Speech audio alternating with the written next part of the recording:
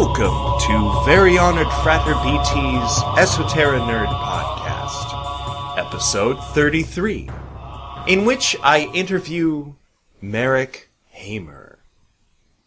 But first, the REAL Rosenkreuz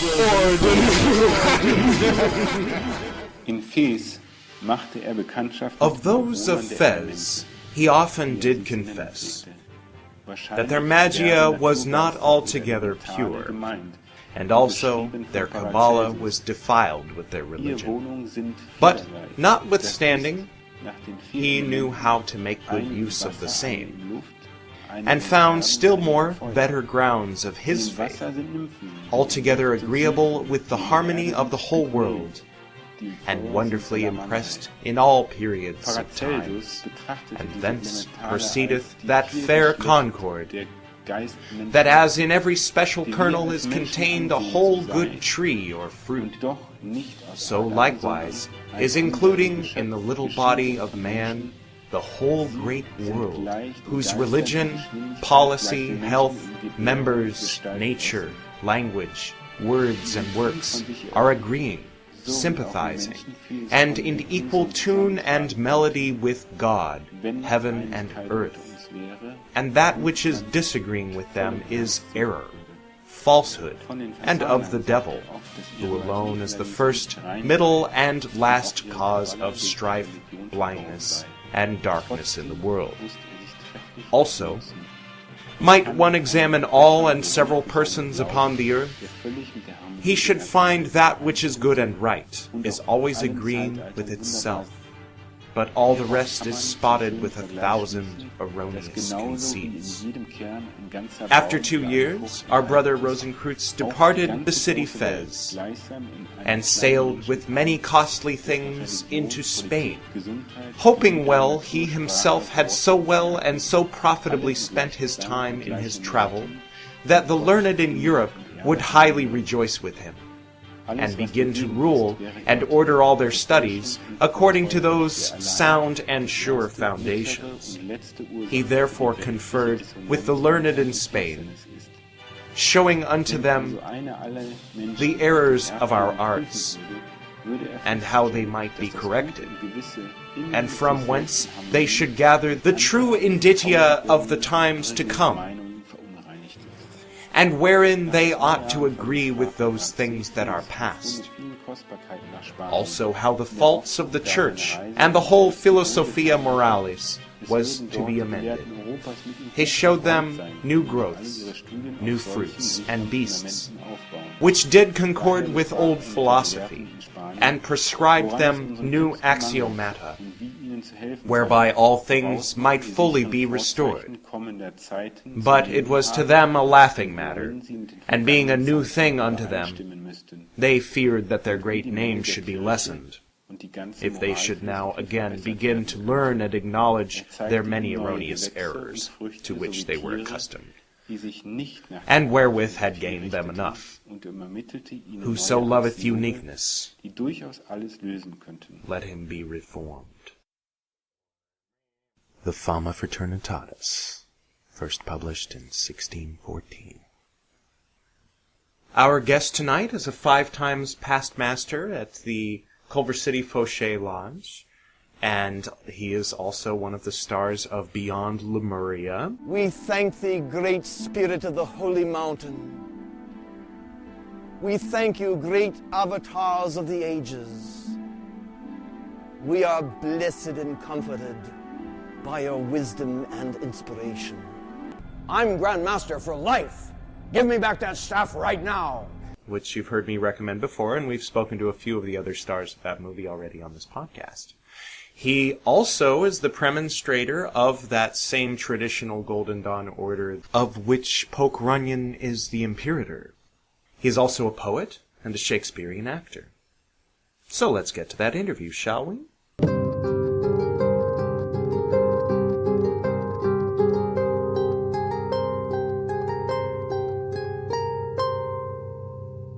Greetings, Frater. Welcome to the Esoterinerd podcast.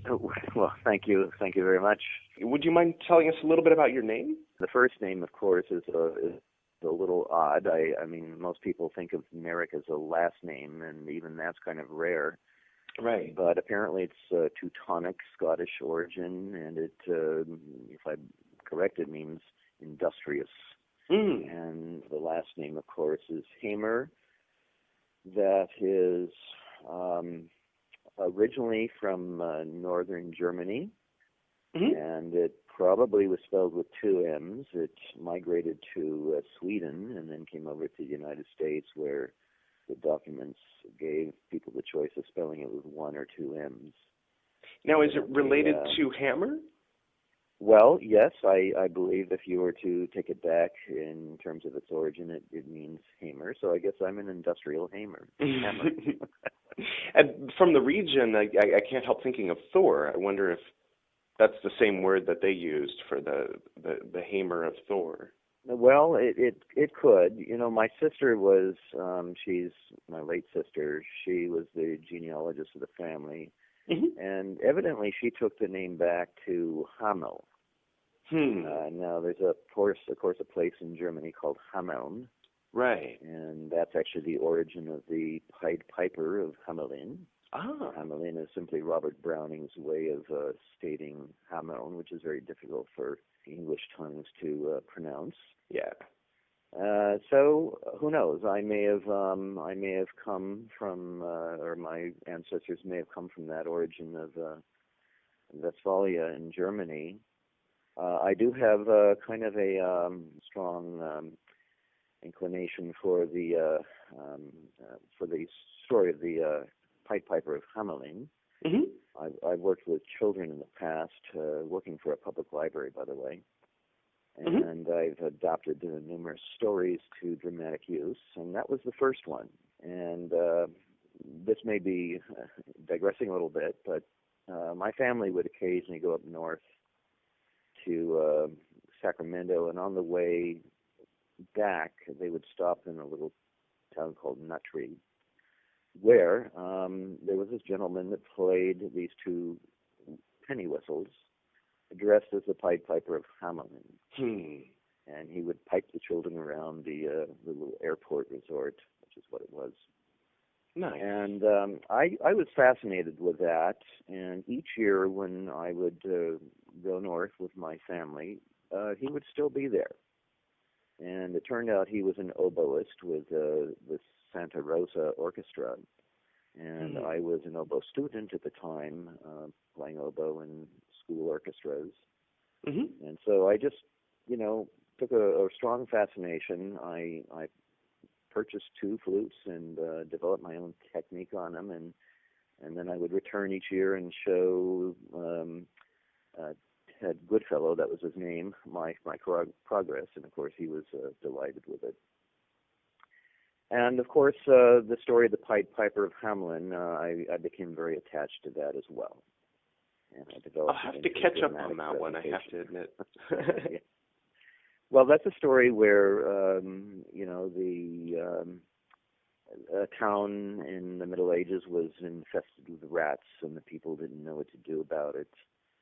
And they were just beyond control. And so the city Bürgermeister and the town council figured, well, maybe we can pay somebody to take care of it. And this piper piped his way into town and said, I can get rid of the rats for you. And they offered to pay him, and he enticed all the rats of the town to go with him to the River Weser, where they were washed away. And he did, in fact, rid the town of the rats. But they reneged on their payment for him, and so he said, well, in that case, you'll pay me with your children. And he piped the children out of town. Where the children ended up is always a matter of theory and debate.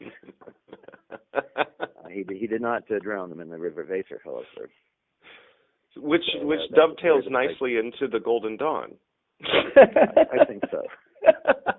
And fast forward, and it says online, I hope you don't mind my revealing that you were an organist with the Culver City Lodge?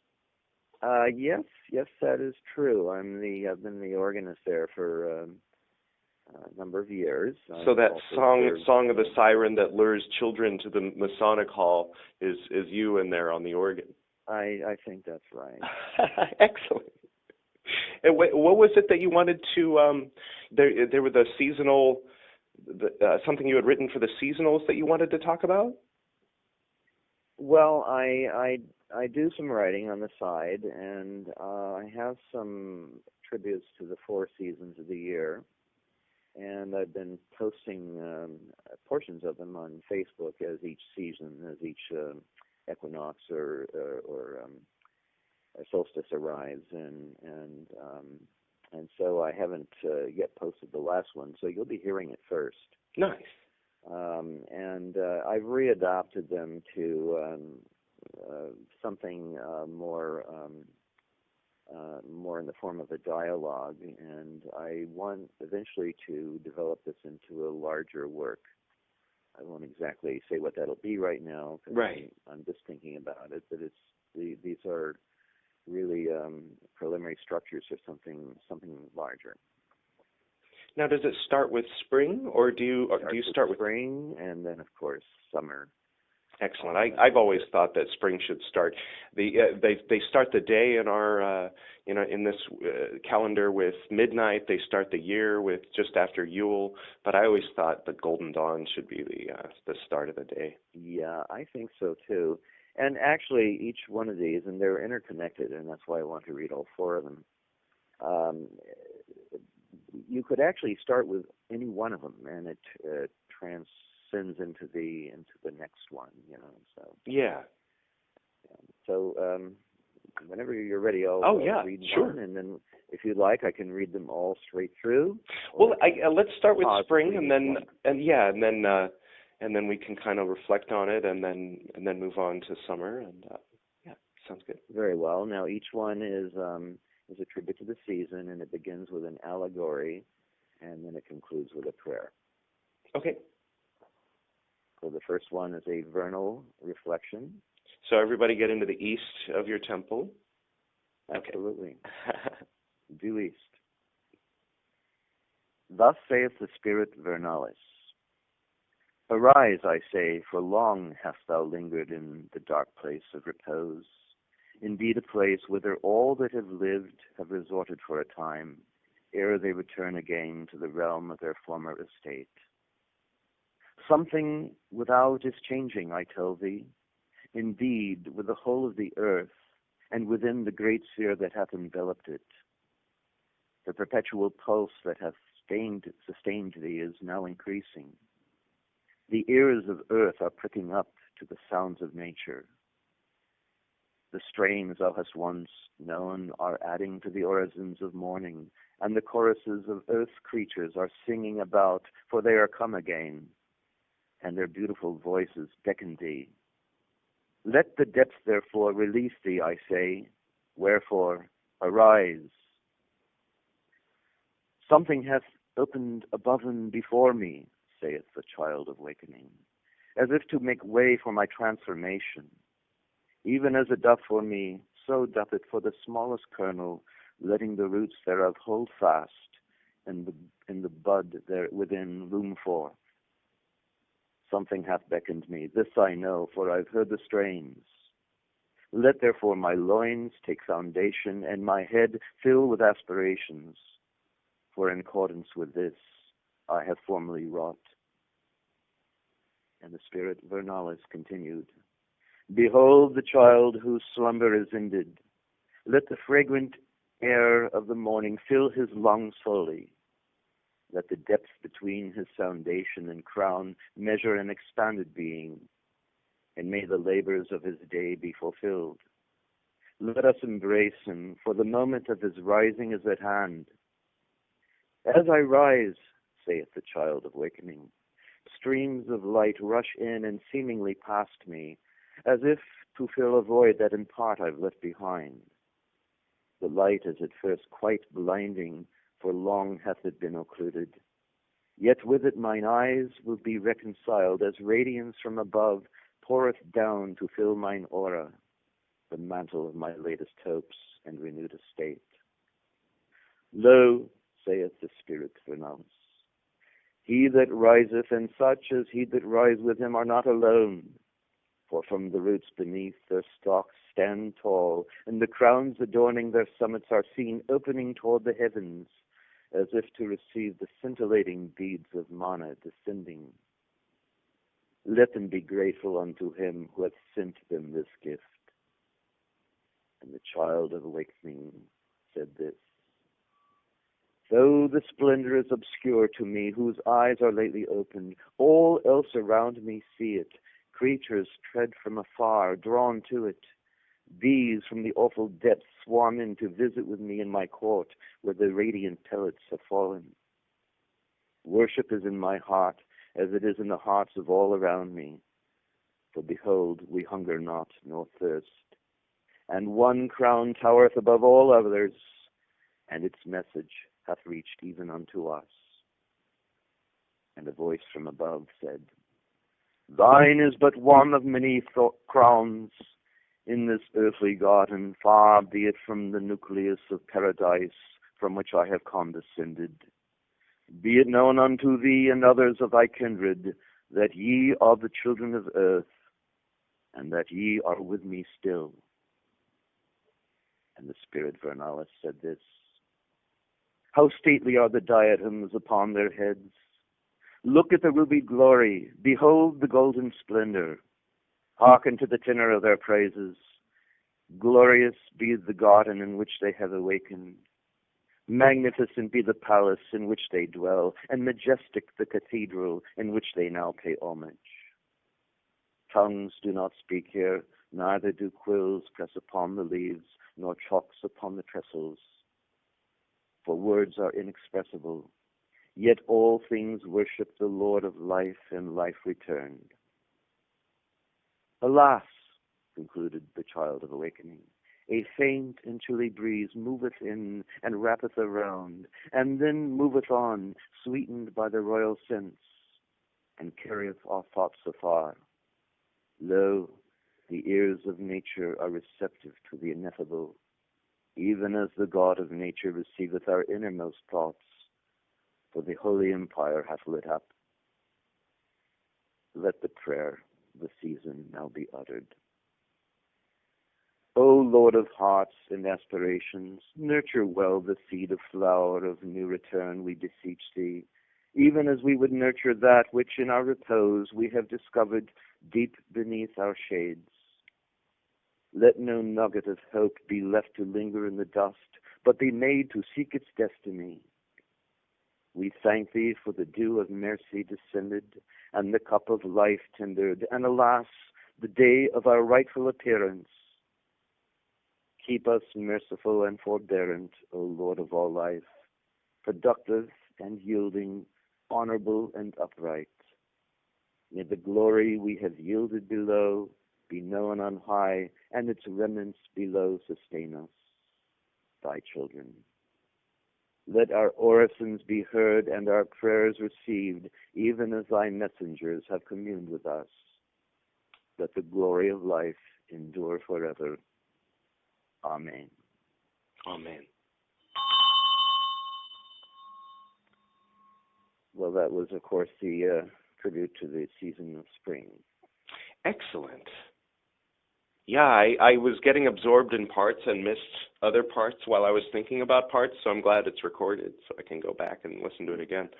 When you were talking of the manna, that's where my mind started to wander, because I was thinking of Egypt and the bondage of Egypt as being analogous to, being enslaved to the darkness of the cold and the winter, and coming out of that as the flowers were opening, and the manna from heaven coming down.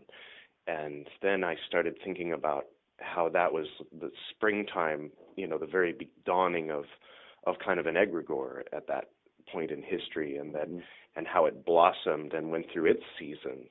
And then I started wondering at what point, at what season we were at now, and in what, all the various ways to look at that. And I was thinking of the Catholic Church as being sort of like the pyramids in Egypt, and how the Gnostics and the heretics these days that are kind of building the temple on our backs and sharing it in whispered corners. Well, but I interpret mana is a form of light. I know there are various theories on what it actually was, what composed it. But I have a belief that it's a form of light derived from the Hebrew term or, opposed to mirah, the light that occurred before the creation of the sun and moon.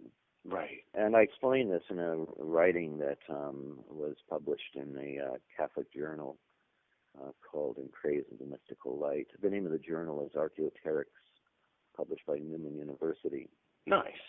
But I go on and explain what I mean by mana and why I think it's a part of the evolution of light. Wow. So it's interesting you would catch that term. Yeah. No, because people think of it as some kind of bread that fell from clouds. Which is, well, it's in a sense, I'm explaining it as a crystallized form of ore, a crystallized form of light.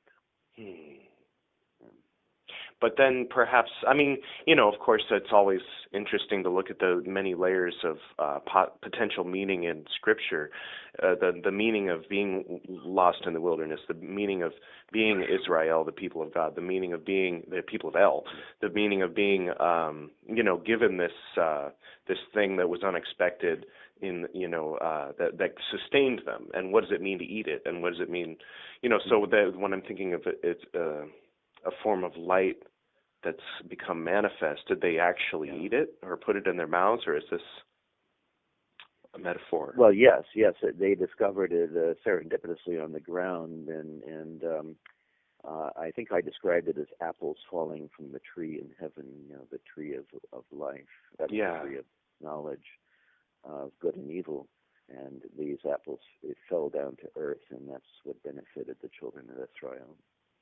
It gave them the light of God to sustain them in their traverse of the desert. But there was a great deal more. There was Shakespeare imagery. There was pagan imagery, and from all around. I'm going to have to re-listen to it. Yeah, the term mana itself is an old term that's not just biblical, but usually spelled with one M. It refers to primitive cultures when they thought of it as expressing spirit essence. I first came across that in Armstrong's History of God. I believe that was the title, Karen Armstrong, and she describes mana in those primitive cultures. Very interesting. So shall we move over to the south?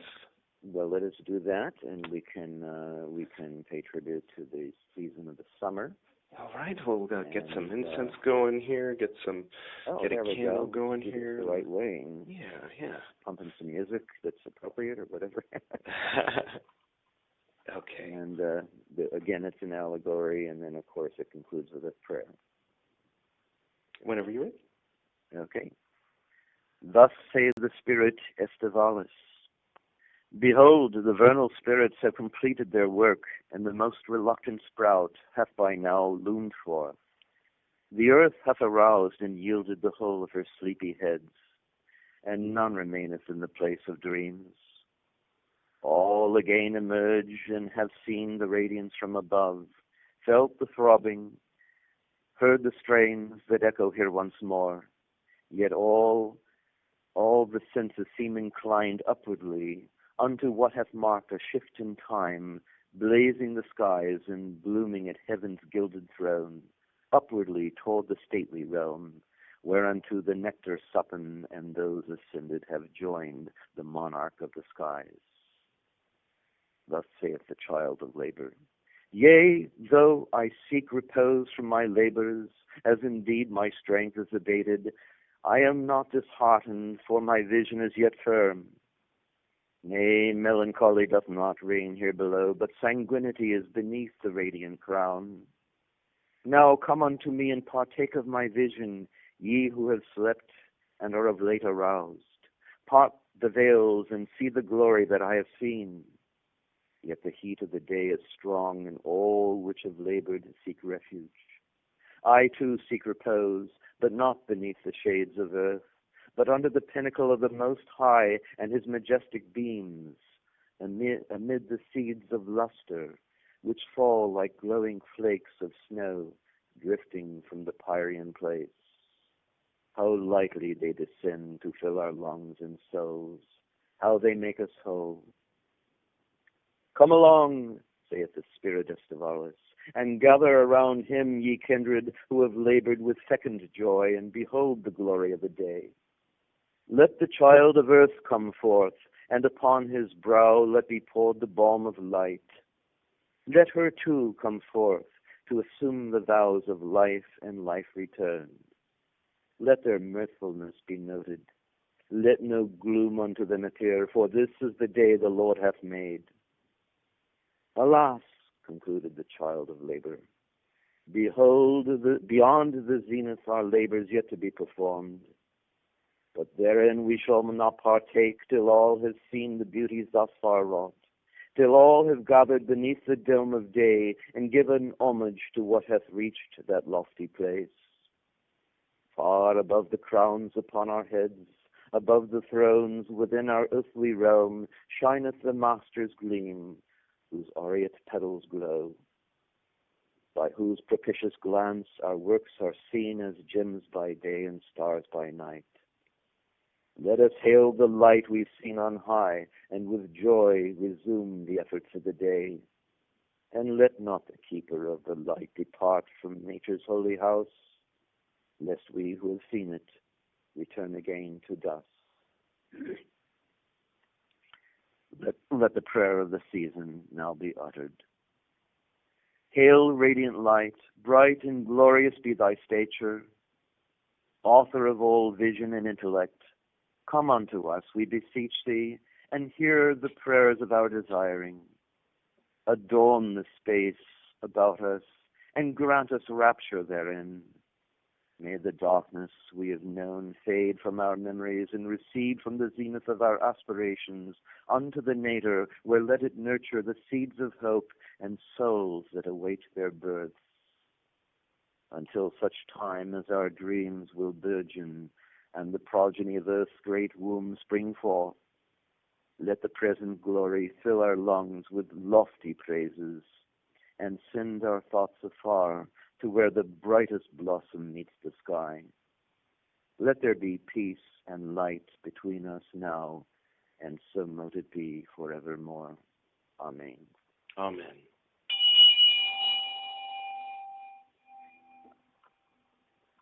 That, of course, was the tribute to summer. Very nice. There was that, I forget exactly the term, but it made me think of Ra, the something about the emperor or something. Well, I actually thought of that too. Yeah. So, although I didn't name it specifically, one can probably see various things here depending on what his background is, or what his faith might have been, has been, and it's really designed for anyone, Yeah. It made me think of, the farmer that's been working since the spring. The harvest hasn't come yet, and it's kind of hot now, and they're like keeping themselves going and going, no, we're not gonna pass out. We're gonna keep working. But again, that can be in sports, that could be in occult study, that could be in whatever. It could be in art. This is not the sleep of the winter. It is the repose from the intense. It's the trial period. So a lot of people can start projects, but can you see it through the summer? Yeah. And part way through our work, we have to give thanks to the Lord of the universe. Yeah. Otherwise, the remainder of our work is for naught. This is the day that the Lord has made. Is that a reference to Pascha, to Easter? I mean, well, yes, I think that term, that expression is is common in at Easter. So, but every day, I always think of it as every day. I greeted someone saying Christos Anesti once, and they said wrong season, and I said, what? You know? Okay, I guess you're stuck on a rock. I got it the first time. You know, like it's not Easter's over, the 40 days are over, now the resurrection has stopped, and we're back to he's a baby, or reset, kind of go through the whole thing again and be surprised by the surprise ending. Well, it's interesting. I am, a Christian, and my upbringing has been Christian, and so it probably works on my mind. I'm sure it does. Yeah. But I try to design these for people of any background. Universal. Because I think every religion has something. There's a common thread. I think even in the Golden Dawn it says there's a ray that runs through that emanates from every religion that returns to the same source. And the so Chaldean I oracles, try to conform it to that concept. It's really for everybody. Yeah, very beautiful. Okay, moving over to the west now. We will celebrate autumn. All right. This is my birthday is September 21st, so this one's special to me. Oh, well, there we go. There we go. All right. A autumnal reflection. Thus say the Spirit, Autumnus, know thou not, my child of fruition, that all living creatures have sung with nature's tenor? All have paid homage unto him that weareth the crown of luster. For under his radiant dominion the laws of beauty and harmony are verily dispensed. None is denied the nurturing effects thereof, for the ever-extending outpourings of his wealthy heart have encompassed and enseared all from the beginning of eternity. But lo, my earthly child, the lofty monarch hath beckoned the attention of his progeny for a time, and hath lowered his diadem in token of what must come to pass. At first, they that heed were bewildered, for with the lowering of his adornment, the skies are turned ashen, and the heavenly canopy has in part disappeared. What widdershins beast within this radiant court would dim their lights and take them farther back? Notwithstanding the trepidations for things not understood, let us hear what spaketh the king. Beloved among my kingdom's kindred, prepare yourselves to yield, for every atom within our being must give way for what in due time will take its place. Yet have no care, my beloved, for the earth will renew in time, and the radiance ye have seen will come again, and behold, ye shall be as infants born. What was meant by all this? Thought the child of fruition. Indeed, I who had heard these words have pondered them with query. Yet the king continued. The children of earth, who lately at the peak of day had received their radiant balm and celebrated with mirthful delight the glory thereof, will return again to their labors and rake the fruits from fecund fields. Ah, my child, saith the Spirit Autumnus, behold the fields that glimmer in the autumn air, the fruits that weigh the vines, the scattered rays of sun that prop them up, and the gentle breeze that carrieth their scents. Such as these will entice the children of earth, even as the King hath said. Around a table will they gather together and give thanks for what the Lord of all hath dispensed unto them, and in a moment's time will suspend the anomalies of their hearts and make amends for their discordant ways. And the Spirit Autumnus said, even as the leaves wither upon the branches and the fruits drop from their vines, so the errant sons of earth, whose attributes are vanished, return again to their homes and rediscover what always was within. Come unto me, if thou art wayward, and I shall embrace thee, for verily in thy loss thou hast discovered thy true worth. Listen further to the voice of the King who hath set down the crown. Take heed, my beloved, for ye will accomplish even that which your loftiest mentor shall have accomplished. Give, and ye shall receive. Give, and ye shall transform. For self-sacrifice is at the hands of the blessed. Hereunto were the instructions given unto his likeness, saith the Spirit Optimus. Dearest child, to whom I direct my words, thou shalt become one with earth, and earth with the sun. Knowest thou not that the florid beams cannot be bound to a world that hath no end? That which sprang forth will soon be collected, and will give light within the house of men. Within the houses of men and women and all their children will the light be freely given, for the children of earth will not abide in darkness. Yea, though the stalks have bowed themselves, and the branches likewise are become uncladdened, and though the aureate foliage have fallen and returned to earth, still the hearts of men will gladden. Truly, the thankful will remember the last kindling as the shadows emerge. Dearest kindred, saith the lofty monarch, my light hath ascended even as it doth now descend. Yet the lights of men still flicker at their tables and mantles, and their orchards are yet radiant, seeing that the illustrious coats of lonely branches are covering presently the ground in final glory. Rejoice, therefore, in the celebrations of men. Rejoice in them even as I have said, for in them I have seen my kindred. And the Spirit Optimus said this, Long live the King, and let us be grateful unto him for all that he hath taught. Lest he vanish from our memories, let us take final heed of him, that his successor will in rightful time receive a crown. Give and provide abundantly until ye have given all, for none but the unburdened spirit will rise to the glory. And yet more, dear progeny, have no care for whether it be beast or child that ye have seen within this court. For truly this day a messenger divine hath appeared, and will lead thee to light beyond the darkness.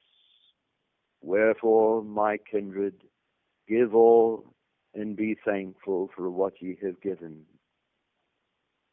And the Spirit Optimus concluded, And unto thee, my dear child, with whom I have declared mine affinity, this I would say unto thee. Praise thou the Lord for what hath come and gone, and what will come again. Praise him in his sanctuary. Praise him in the garden beyond. And let us conclude with a prayer. Praises be unto thee, O illustrious one, who art yet descending, even as the leaves of autumn now descend. Take not, I beseech thee, the course of the falling star, whose beauty is briefly seen, but whose essence never returneth. Come unto me, and fill my heart and soul with the glory I have seen on high, and if not the whole of thy radiance, then an ember thereof, that I may preserve it as a memory ere I sleep. Teach me to give even as I have taken, to sow even as I have reaped, that truly I may comprehend the mystery of life and life eternal.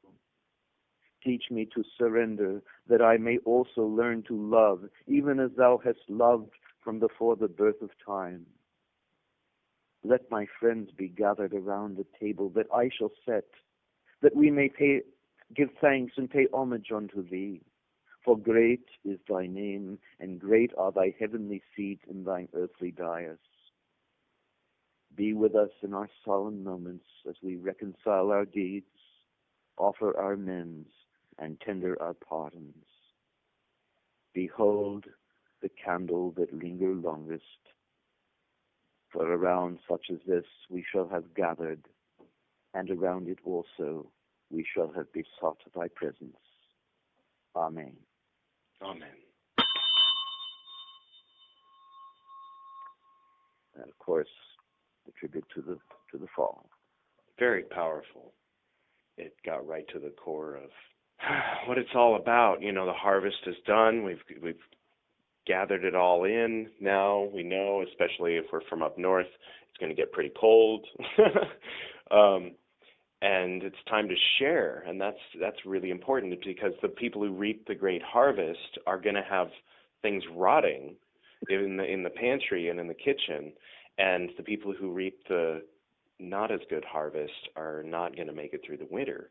So it's a call for the civilized creature, the human, the one with the neocortex, who's, you know, has wisdom from previous ages and can see themselves in the face of another, to share with their fellow mankind. And I got two things out of pay no attention to whether it's a child or a beast. You know, feed the beasts if the beasts are hungry too, on one hand. But on the other hand, I liked that because it was, if your symbol that gets you through the winter is the nativity, great.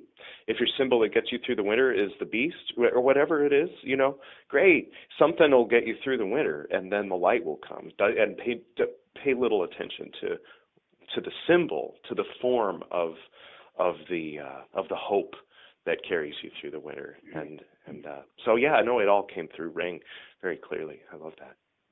Very opposite words.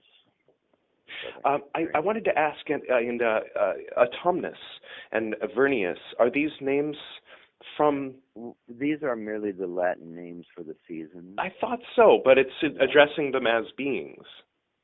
Yes, I'm personifying the seasons themselves. What would you say they look like? In the form of a spirit. Well, that's interesting, and interesting you would ask that, because, as I said, I think I'm going to be developing this into something larger.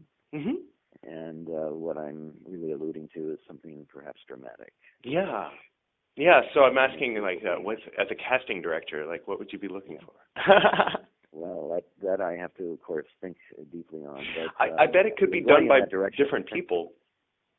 Yes, that ultimately that would be desirable, because I'm trying to adjust my voice a little bit, you know, for the different characters here. There are basically 3 per season, and I suppose ideally you would have a different voice for the lofty voice of the summer, and the lofty voice of the spring, and so forth. Yeah. And there's another lofty voice in the season yet to come. So. Yeah, and it also rang like it was a child who probably has been through a few years, but this is the first time that the child's doing it, articulating sentences and asking questions clearly. And exactly, that is exactly the case. You hit it right on the nose. This is a child who's been through many cycles and is now just discovering what all that means. Yeah. Through this podcast. Yeah, discovering the eternity of life, the eternalness of life. So we're moving finally from the west over to the north. to the tribute to the season of winter. The greatest symbol of darkness. It's where that is true, and I think you'll sense some of that as I read into this. Yeah, which I call in hibernal reflection. Again, an allegory followed by a prayer. Oh, and before you start, you had mentioned in the previous one a foreshadowing of becoming one with the earth and the earth becoming one with the sun. What that made me think of was Kephra and the sun at night, the sun eclipsed by the earth beneath, and we're one with the earth and the earth is one with the sun. But in a... actually, before I came up with the Latin terms for the seasons, I had some different... I was experimenting, and I had for the summer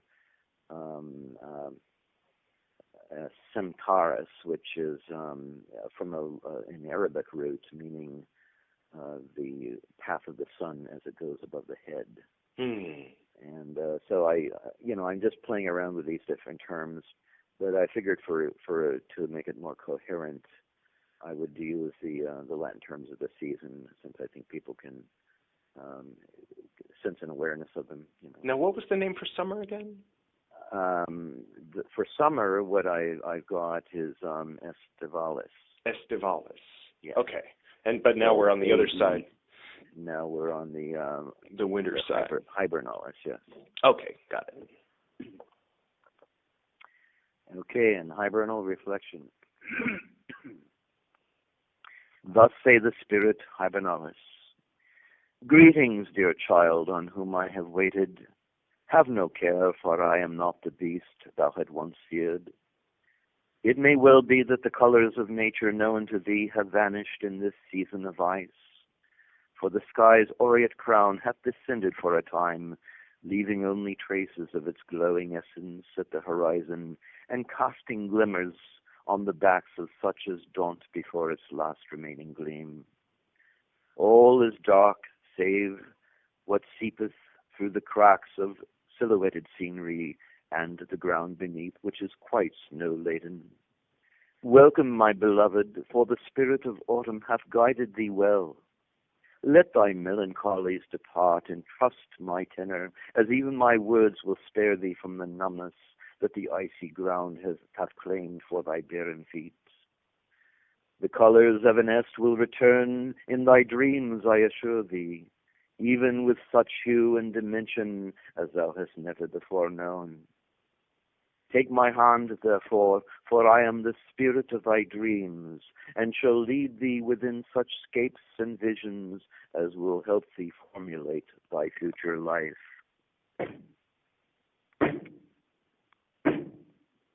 Who goeth there? Ah, we have knocked at the portal to a dark place, wherein thy weary body must rest for a time, and wherein its vigor shall be restored.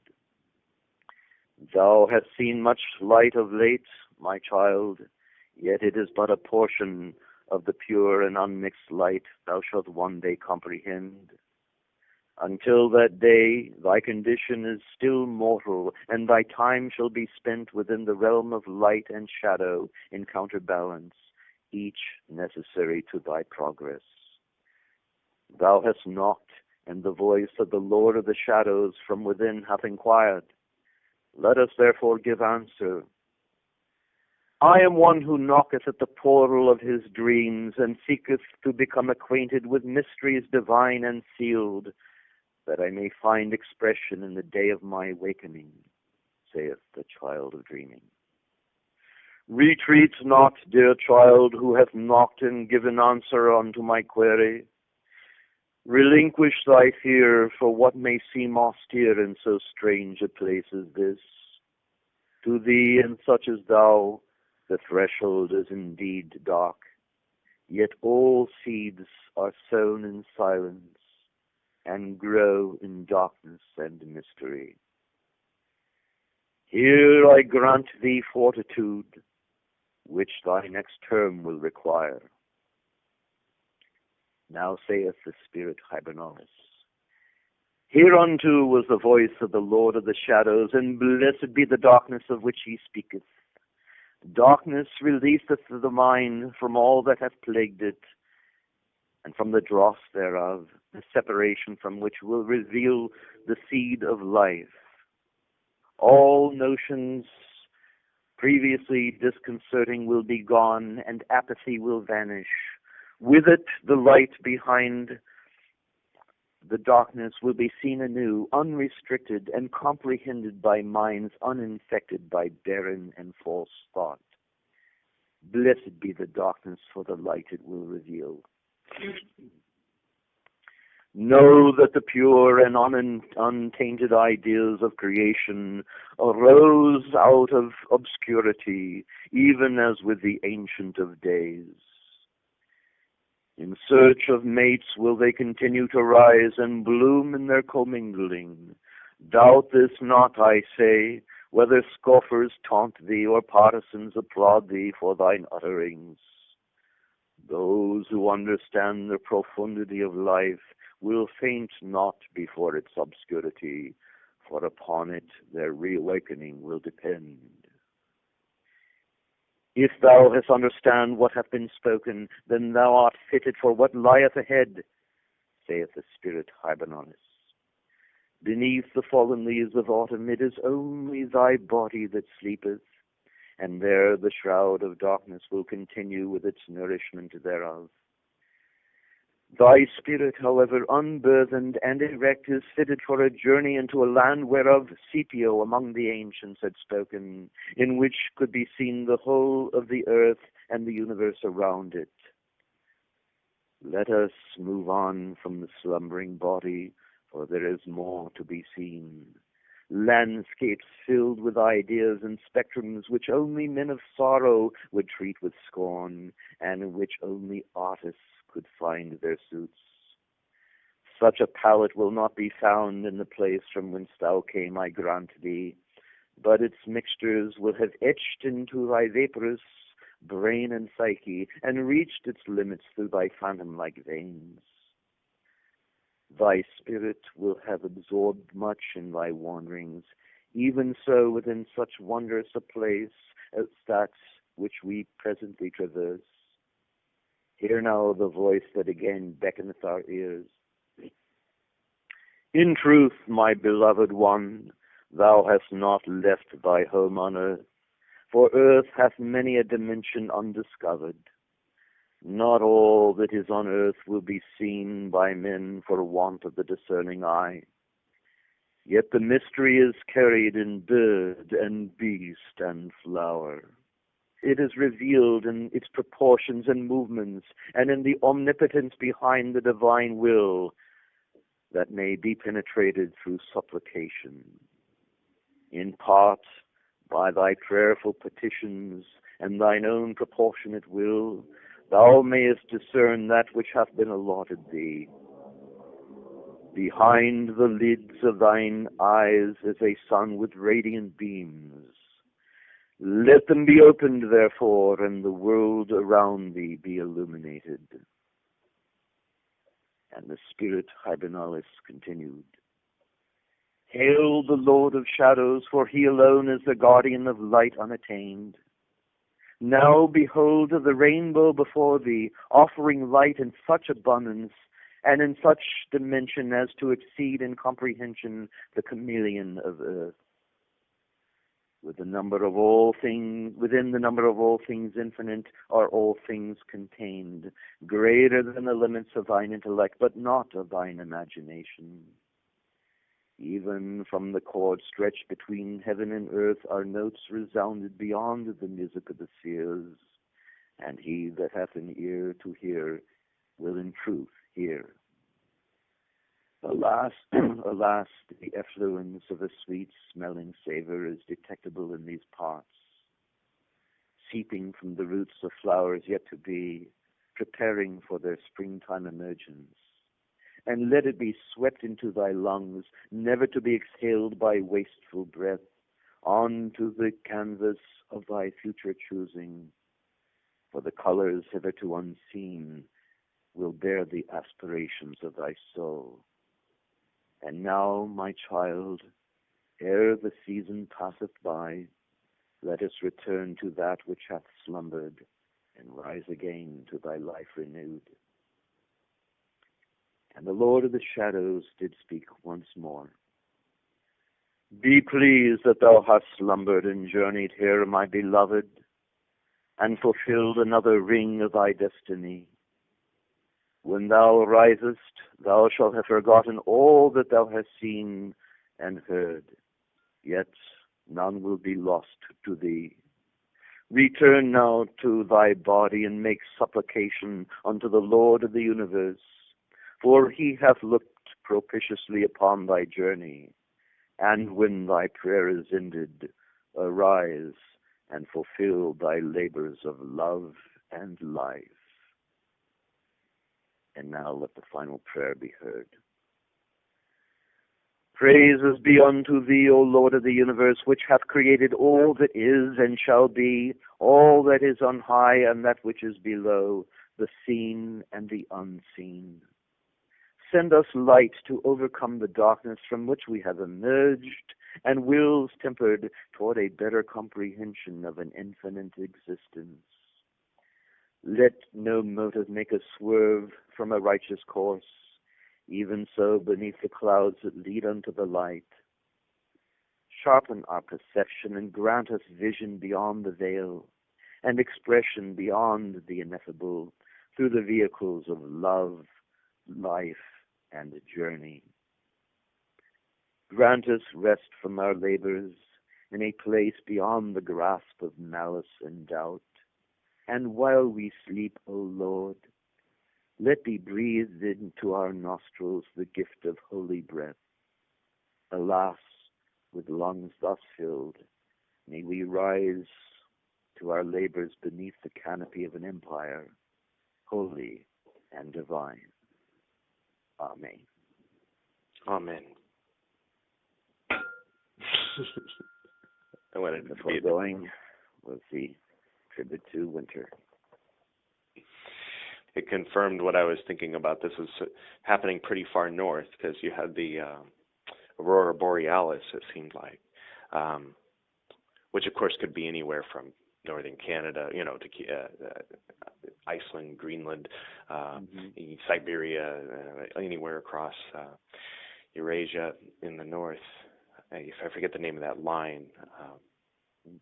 But anyhow, but then at the same time, it was a dream, it was a vivid dream, and it was death, it was the bardo, and it was, just the taking the child up to the top of the mountain to see all the stars that you can clearly see now, and having this intense experience with huddled around a fire with a blanket and maybe looking through a telescope and becoming inspired and having all these ideas for what to do when spring comes around again. And it's very beautiful. Well, and I think in the dream state we see things that the normal conventions of diurnal life. In our dream state, we see things that and hear things, we understand things that are not accessible in the conventions of daily life, diurnal life. Right. I think I mentioned the composer Robert Schumann. I believe that's the composer I have in mind, who in his dreams heard music that was so gorgeous, so beautiful that it was impossible to write down and carry in daily life. I can relate with that for sure. Yeah. I went to a world that was supposedly created by the collective visualization of the Sea Org in Scientology, and it was like this small planetoid. And I was walking around, and I was blown away by the fact that the map wasn't changing, the signs weren't changing. When you look away and you look back, usually things change, but this wasn't. And so I got to the top of it. They were wondering what I was doing there, how I got in, and I told them I was fighting demons on another plane, and somehow it came in sideways. And then at one point I was looking at this computer, this elaborate, it was like right at the heart of the thing, right where I wasn't supposed to be, and I was trying to memorize it because it was very elaborate and very specific. There were all kinds of circuits and cables, and it all seemed to make perfect sense. And I thought that if I could just go, okay, there's this and then that fits in there, that maybe I could wake up and draw the whole thing. But of course, no way, not a chance. Wow, I look forward to seeing what you were saying that this was going to grow into a whole other project. I'm rather certain that it will, and so you will have the honor of knowing that you had sort of the first window into it. Yeah, I'm going to definitely listen to this a few times, and maybe even I'll send you a note, because I know that there were a few different times that I had a synaptic aha, and then it went by, much like the dreams that we can't quite remember. But luckily, in this case, it was recorded. Yes, and I have some forms of them on Facebook, on my Facebook page that I send out messages. I've been doing that every season, for 3 years now. And so you'll see a kind of a related form to it, but not exactly in the form that you just heard it. And certainly not in the form that it will be in the future. So. Yeah. So there were three things I wanted to ask you about before we close. One, now for many years, from different people, it had turned out that there'd be one cool person that I would end up meeting, and I'd say, this person's sharp. I want to know who this person is. We get involved in deep conversations, and then they say, yeah, I'm actually a Freemason. I go, oh, really? Which lodge? And then they'd say, oh, Culver City. And I go, oh, okay. And then it'd happen again, and it got to the point where when I would meet a certain kind of person, as soon as they'd say a Mason, I'd say Culver City, and they go, yeah, how'd you know? And so it's something that I've observed. I've never actually been there. But I get invited to things there, and I know that there's something going on there that doesn't seem to be going on necessarily in every Masonic lodge. Well, I think that's true. We have a reputation for what you're describing. And it's been going on for several years now. Are you yourself a Freemason? I'm not, but my dad was, and my whole mom's side of the family. When you go to Forest Lawn, Glendale, there's a big chunk of the Mason section that's my ancestors that built L.A. and all that. So I'm sort of a Freemason by proxy. I guess I don't know. I consider myself kind of out on the edge of it. I just don't like going to meetings. I spent, as you might know, some 19 years going to meetings out in the temple I was connected to, and so I'm very much enjoying my free time these days. But I wouldn't be surprised if my future self was a Mason, but I don't foresee myself doing it right away necessarily. Well, I see. Drop into Culver City Foshay Lodge sometime. Yeah. We never solicit, by the way. Just, right. You have a lot of open events too. Yeah, we do, and perhaps you'll learn a little more about us and about Freemasonry in general. So. Now, people who are listening to this might have seen the image that's going to be attached to it. The background to that image is the lodge we're talking about, lit up for the Halloween party this year. Oh yes, I think I may have seen that on a Facebook page. Did you post that somewhere? Yeah, I sent it to you as the picture that I was going to use for the episode. Oh, okay. And that was, I believe I'm holding a trowel. Yeah, it's the same image as your profile picture. Excellent. I think that'll be fitting. Yeah. So what can you say about your position there? Or I know you're the organist, but you've been there for a while, though, right? Well, I've been a Freemason since 1972. Actually, I'm familiar with the building in which Culver City Foshay Lodge is housed. I've been associated with that building since my youth, at age 16, because I initially joined a youth group called the Order of Demolay. Oh, yeah. Yeah, my buddy Chris was a member. Very good, and I went through the ranks there, and then of course in 1972, at that time one had to be 21 years old in order to become a Freemason. The age is now 18, but at that time I had to obey the law and waited till I was 21. Right. So I have served as master of my lodge 5 different occasions. And the first time was in 5,977. That's in Masonic terms, 1977. And the latest is 6,001. In the year of light. 6,001, is that what? 2001. 2001. Oh, got it. So you just add 4,000. You add 4,000. Okay. That works. That's just sort of a Masonic tradition. What is that derived from? Because I'm familiar with the Hebrew calendar, but well, it has to do with the creation of the world from the time of light.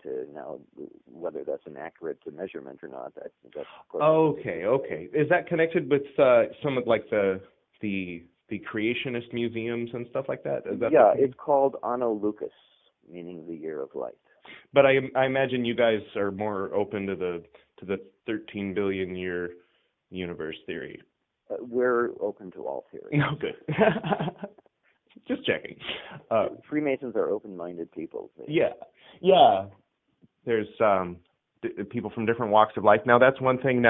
But I also heard that I mean, people can choose whatever, not just the Bible, but people take their oath on the Tao Te Ching. It is true that in recent years, legislation of the Grand Lodge of California has permitted the use of alternative writings.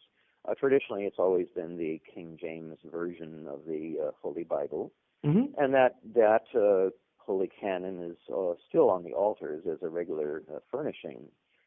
But at the time an individual candidate for the degrees takes his obligation, he has a choice, because the idea of the obligation is not to express any particular religious doctrine or to test one's religiosity, but rather to seal an obligation in which we commit ourselves to loyalty and aid and counsel and so forth, and to make an obligation binding, we take it in the name of something higher than ourselves. Right. And whatever holy doctrine can identify with that higher supreme being in the mind of the candidate is what seals his obligation. Right. That's the purpose of it. Yeah, in Alcoholics Anonymous, they have the higher power that you surrender to, and I have a friend whose higher power is Mickey Mouse. Well, it works the same way. Now, there is a list of holy writings. You can't do it on Mickey Mouse. Well, I'm afraid that one is not on the list. But I think that's why. Last time I looked, there's not even Donald Duck there. But it is a list, and it's fairly lengthy, and over time, the Grand Master can add more to it. One would simply come forward and say, "How about this? Does this?" And the list can be adjusted over time. Does that include the Quran? Yes, it does. And the Tao Te Ching, and any others off the top of your head? The Holy Tanakh and the Buddha's Tripitaka or Tipitaka, depending on which version. And if you're a Zoroastrian, you can select the Zendavesta, and numerous others. I guess I would have to look at the list too. Excellent. Oh, that's okay. Yeah, no, it sounds good. So then the second of the three questions, on a totally unrelated, having nothing to do with what we were just talking about, at some undisclosed location somewhere in the greater Los Angeles area, rumor has it, you're the premonstrator of a traditional Golden Dawn order? That rumor stands correct. It's more than just a rumor. It is true. It's a discreet temple, so I don't reveal its name or who is involved in it. I'm probably the only name that can really be in my name, and perhaps that of Frater Runyon. I believe you've met him. Yeah, he had mentioned it. The founder of the temple, my predecessor, was a student of Israel Lagarde. Right. In the old days, there was that strong tie-in between the Masons in London and the original Golden Dawn. So, I mean, if someone's looking for the authentic experience of traditional Golden Dawn, I don't know. It seems like you guys are pretty darn close to it. Well, we try to maintain the classical aspect of the Golden Dawn. I know there are a lot of splinter groups out there that use the name Golden Dawn, and they may or may not accurately reflect the original Golden Dawn. And who can say who truly reflects the original? But we try to stay with the classical format. And not depart too much from it. Well, in the order I came from, the job of the premonstrator, one of them was to keep the temple traditional. Yes, and certainly my predecessor was very much disposed to that kind of thinking, and I'm honoring that tradition. When people would ask me a question, I would I say always, but often say, well, I'm going to have to answer that question twice. I'll answer first as the premonstrator, and then I'll answer as BT. Oh, well, okay. The answers weren't always the same. The answers are always the same. When I was in that role. These days I'm not in that role, so I just speak as BT. So I guess my third question is, were you always interested in esoterica, or did that develop at a certain age? Well, I think it really developed through Freemasonry. Mm-hmm. Freemasonry is, in my mind, it's of course is not a magical order, but it certainly opens the mind to various ideas that are, floating around the universe that are, either ideas extinct or extant, and it revives them for their worth and their vitality, and I think few institutions can do that as well as Freemasonry. Many students I know in magical orders have received inspiration from Freemasonry. And it's interesting you should ask, perhaps by hearing the seasonal meditations that I offer today, there's a great deal of charity and benevolence contained in them. And I have to admit that Freemasonry has influenced the way I perceive the Golden Dawn. The Golden Dawn is not Freemasonry. I want to make that very clear. But it is very benevolent, and what Freemasonry does, it makes us look at ourselves. It makes us penetrate ourselves, discover who we are, and to figure out what we must do to make ourselves better. But it does not stop there. Freemasonry is a social institution. That is, it looks at humanity as one family. The chief cornerstone is the fatherhood of God and the brotherhood of man. Now, when we look at that concept, that's very challenging. Every man, woman, and child on earth is related under a universal parent.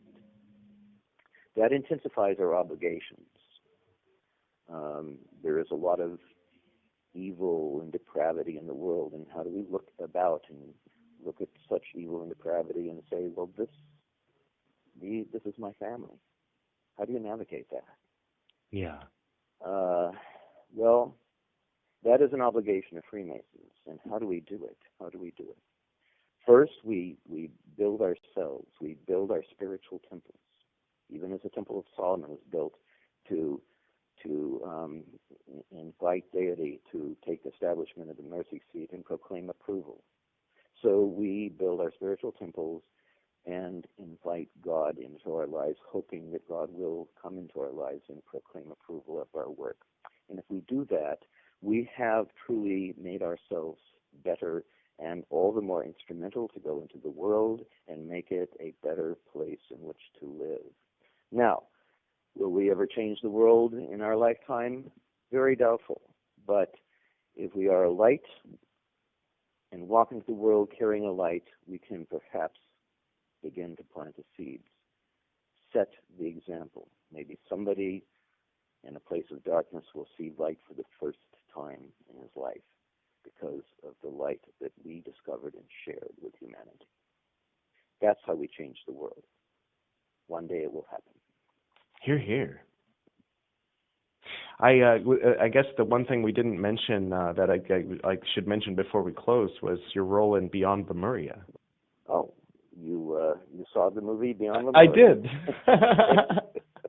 I love that movie. I tell everybody they should see it. But there was two characters that you played. Well, there was Philo. In fact, I guess everybody played two characters. That's true.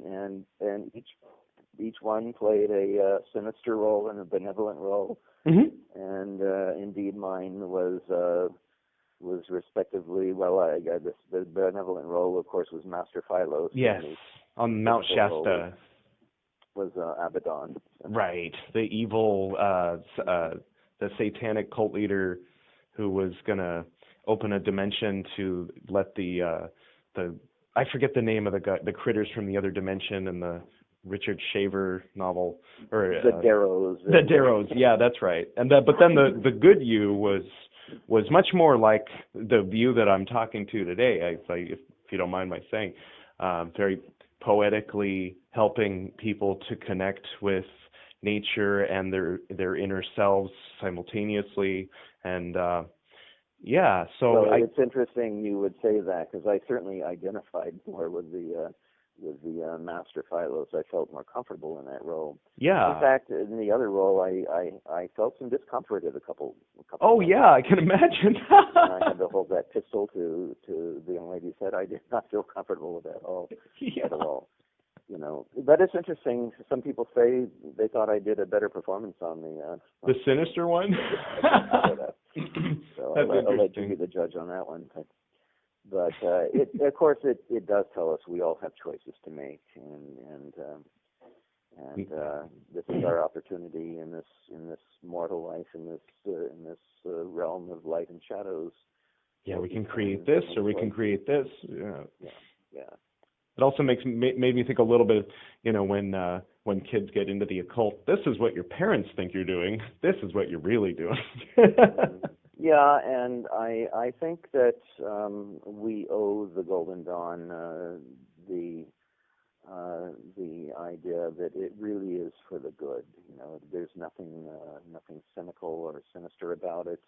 Yeah. In fact, we take obligations, not to participate in stuff that is detrimental or what would be called evil. Yeah. And we have to embrace that, and it's more than that. There's an activity in our lives that not just say an obligation against it, but we must act it in our lives by doing that which is good. That is really why it's there, because we must be good. Yeah. A lot of the institutions, they work on changing the self, and that's a good thing, but in my mind, it always goes beyond that. We are not just ourselves. We live in a world with our other fellow creatures, and there is one Lord of the universe, and that is the Lord of us all. Living that lifestyle, and also modeling it to others, but most importantly, living it. But assuming obligations and living them at the same time. Yeah, exactly. Well, thank you so much for joining us on the Esoterinerd podcast today, brother. Well, thank you very much.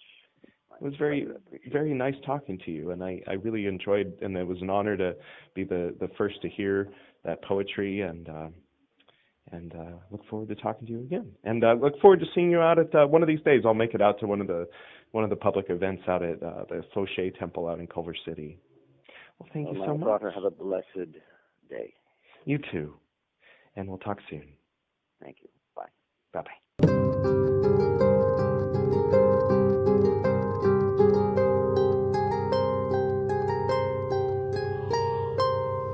Thank you, Merrick, for joining us on the Esoterinerd podcast tonight. And thank you, as always, to Camille and Kennerly for the lovely harp transitions. Special thanks to the monks at Jofuku Inn Temple, whose voices you are hearing right now. Special thanks to Eguchi Takahito, who composed the Rosenkreuz Orden theme. Special thanks to Koji Kondo for composing the theme to Zelda: A Link to the Past. And as always, special thanks to you, the Esoterinerd, listening to this podcast. Go forth now unto thine own abodes and habitations, and go thou with the peace and blessings of Yeshua Yehovah Shah. Be there always peace between you and us, and be ye ready to come again when ye are called. For I now declare episode 33 of Very Honored Frater BT's Esoterinerd podcast duly closed.